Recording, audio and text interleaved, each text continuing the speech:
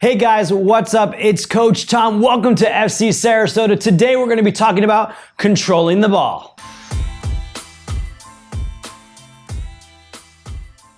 Today we're talking about controlling the ball, and what controlling the ball means is being able to manipulate the ball to go in whatever direction is best to help you increase your chances of scoring a goal, making a pass, or beating the defender. The first tip we're going to give you is getting in line with the ball. See, a lot of players sometimes, especially when they're younger, will be afraid of the ball. And so if the ball is here, they end up reaching out to the ball. So if the ball's coming in, they're kind of reaching out and they're trying to control the ball like this, okay? Especially when they're younger, we need to get our players comfortable getting behind the ball. So I will tell my younger players, get your belly button behind the ball. Because the belly button's behind the ball, it's not going to go anywhere. If I, however, try to just reach out, the ball can come past me. So make sure when you're first working on controlling the ball, step one is get behind the ball. Okay, get your belly button behind the ball. Another tip about getting behind the ball is being aware of your body position behind the ball. I told you to start out by getting your belly button behind the ball. Okay? Step two is recognizing, okay, I need to be in line with where the ball's coming from, but also where am I going? So if I'm going to be turning backwards, I got to get behind the ball, but I also need to be side on so I can receive the ball and I can turn in the direction I'm going. If I want to take the ball that way, I'm going to get behind the ball and I'm going to be opening my shoulders and my hips in the direction that I want to go. So tip number one, get behind the ball in line with where the ball is coming from. And also make sure you're adjusting your body to take the ball where you want it to go next. Tip number two is selecting the part of the body that you want to use to control the ball. So obviously we can use our feet, but we can use the inside of the foot, we can use the outside, we can use the sole of the foot to control the ball. We can use all different ways to control the ball. And this is important based on where we want to go. If I want to go this way, okay, I could use the inside of my foot and come here. Or I could use the outside of my left foot to push the ball this way. Now, what would the advantages and disadvantages be? Well, just for this one, I'll show you, and then you're going to have to practice and see what the difference is. If I use my right foot with the inside, that means that I don't have a lot of power, right? I can't push off my right foot at the same time that I'm receiving the ball. So I have to keep my weight on my left and then hit the ball with my right, and then I can move.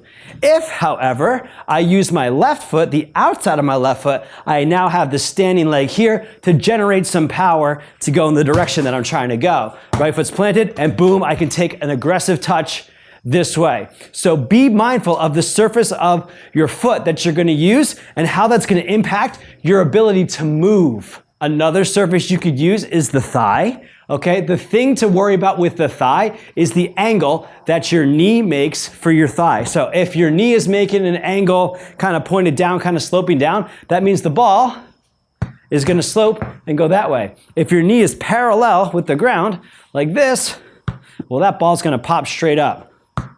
If the knee is more parallel to the ground, then it's going really high, okay? So when we receive the ball on the thigh, we want to be mindful, okay? A nice little slope will help absorb the impact and let it roll in front of you. Similar to the foot, if we use the outside of the thigh, we're going this way. If we use the inside of the thigh, we're going that way. And of course, we can always use the chest. Now with the chest, you're not popping your chest out to punch the ball, okay? You're more receiving it, but you don't want the ball to just roll straight down your body. You want it to absorb the impact of the ball coming this way and then catch it and let it come drop to your feet. And last but not least, of course, we have our head. Now the head, obviously very important for older players mostly. Okay, we want to be mindful of how we are using our head to redirect the ball. And this goes with tip number one, making sure you're behind the ball and then making sure you're scanning to see where do you need the ball to go, because the head primarily gets one shot at it. See, when you're using your feet, you can kind of take a touch and you're kind of off. Same with the thigh, same with the chest. The ball is pretty much dropping at your feet. When you're using your head, it's primarily going to be a pass. You're not using your head to bring the ball down. So you have to be wary of where am I going with this,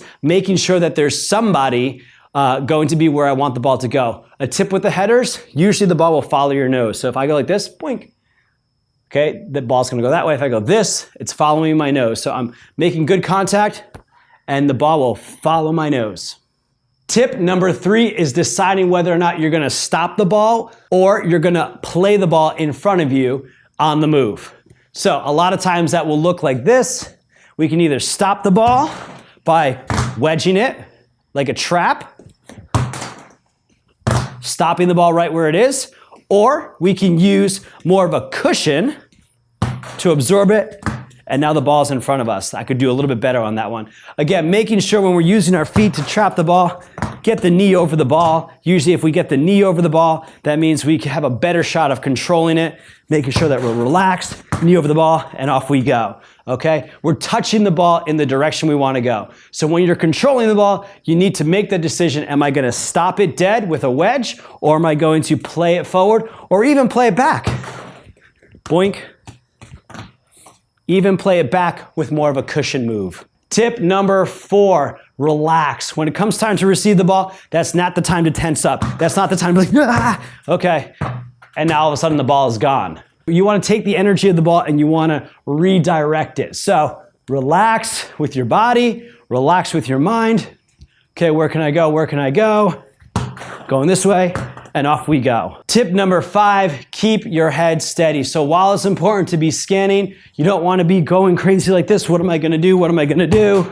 And all of a sudden you're going to lose the ball. See, what happens when we're playing is that a lot of times our body will follow our head. So wherever your focus is, you need to make sure that you're steady in your focus, you're relaxed, but you're also steady with your head, because when your head goes this way, the rest of your body wants to follow. So as you're receiving the ball to control, we're just gonna take it and go this way. Okay, I'm nice and relaxed. The entirety of my body knows we're going this way. We're flowing this way, off we go. As a parent and as a player, the things you wanna keep in mind when you are training with your control is to try to be able to use multiple parts of your foot and your body so you can take the ball anywhere you need to go. When it comes to training, what I recommend is either finding a partner or using a wall like this, okay? And still have a partner if you can.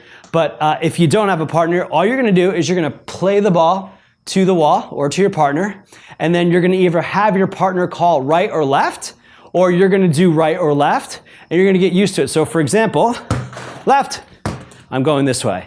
Okay, I'm playing again, left, okay. Then as you get used to it, left thigh, whoops, that wasn't high enough. I'm gonna go left thigh now.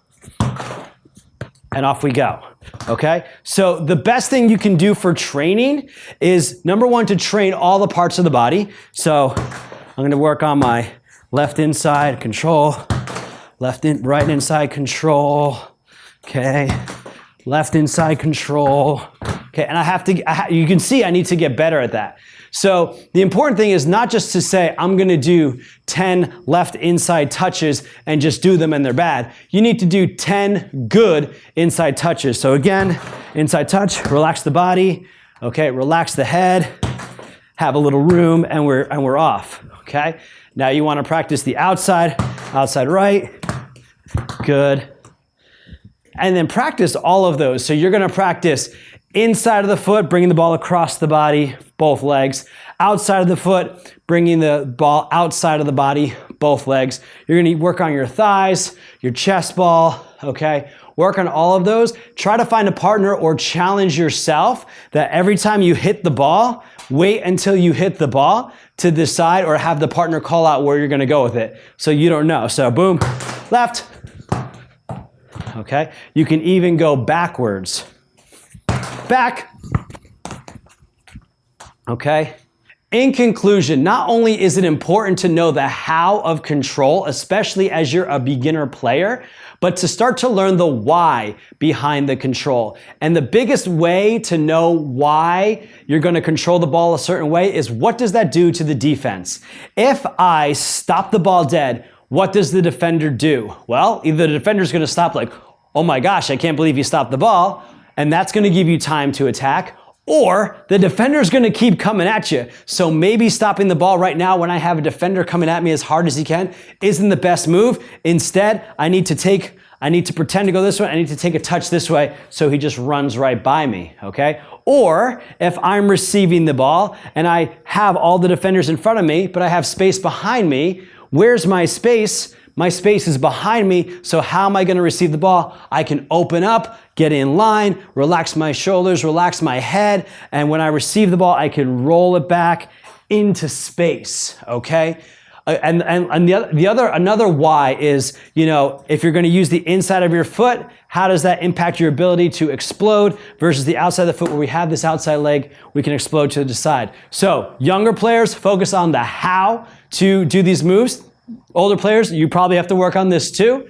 And then don't forget the why. What does my choices to control the ball do to the defense? How does it enable me to attack? How does it enable me to find space? Thank you very much for watching. I hope you enjoyed this video. Don't forget to click like, comment below on any tips that you have with controlling the ball, and hit the subscribe button for more videos. Go ahead and check out our YouTube channel where we have playlists of on-demand workouts, skill workouts, and more tutorials on how to become a better soccer player.